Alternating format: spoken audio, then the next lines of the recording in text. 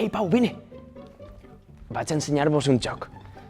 Per parelles, establint un diàleg. Enviem un gest amb una energia concreta i l'altre l'ha de rebre amb tot el cos. Sense tocar. Hem de reaccionar.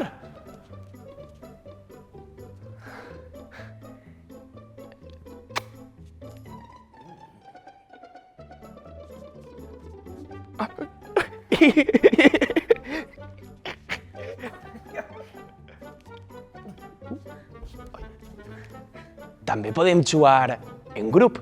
Formem un gran cercle i enviem un gest d'un costat a un altre.